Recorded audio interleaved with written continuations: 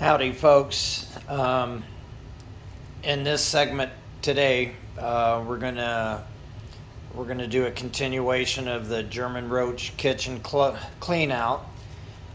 Provide In this kitchen, it's not cleaned out, but we're gonna kind of go through the motions of showing where to treat, where to fog, like in the trim. You should have your PPE, which is your proper gloves, mask, long sleeve shirts on, uh, protect you from the chemicals. So anyway, here we are. Let's just say this countertop right here next to the fridge it's got the roaches back there, especially in the cabinets. This is what we do after everything's cleaned out. We're gonna open the drawers. We're gonna look at the trim, see if there's any egg droppings, casings. We're gonna look back here behind the ridges here. A lot of times there's gaps in there. Sometimes they're in these little roller things for the drawers. Any kind of a gap is a good place for them to hide. Even up under the countertop right here, there's gaps up in here too sometimes, and that's where they like to hide, is in these little tiny spots there, and sometimes in the back. Then we'll go right here to the cabinet, and like I said, these should already be cleared out, and anywhere where the shelf comes together right back here, that's where I find them mostly, and sometimes right here in these hinges too. They'll be back up under the trim, and there's all kinds of gaps, so you got to search them all out. Sometimes where these cabinets come together, there's a gap back in there. It's a hollow point, and sometimes you got to use that fogger back in there. But yeah, it's pretty much the same in every drawer. You got the trim, and then you got the roller railing. So we're gonna give that a shot. Sometimes they're like in between the fridge and the cabinet here. Sometimes down in the baseboard or the trim down there.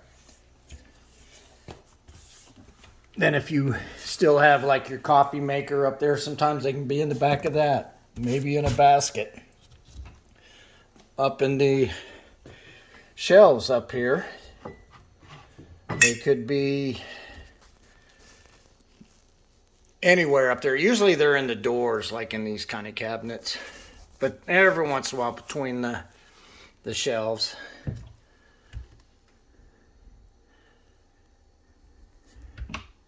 And then sometimes up here, you got all kinds of gaps up here.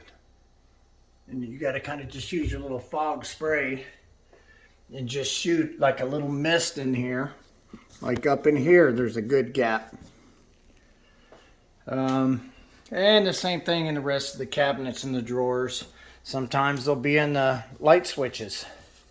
The trim around the doorways. In the door, sometimes in the rubber door sweeps and the seals. Then right here, sometimes around the bottom of your cabinets where the tile meets it. And we've got pretty good gaps down here too, all up in there. Sometimes you look in the fridges. Let's just say, for instance, you go to the fridge. You'll have them inside these, I forgot what you call these things, a rubber thing, but sometimes they'll get up in there. We even have them like in the coolers at schools. So keep just searching anything they can hide in. And it takes a little bit of trim work. Now I'll show you what I like to use. I like to use this.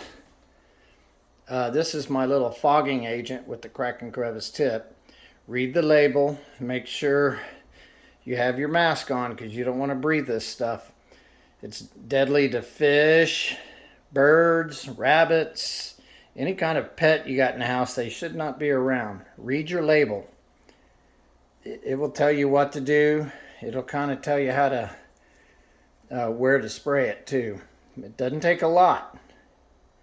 So, like I said, read the label, read the instructions.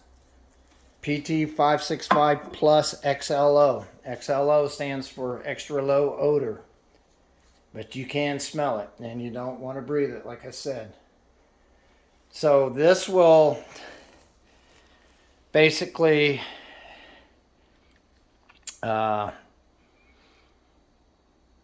conclude that part of the fogging. And then we'll come back with another segment and we'll do the continuation.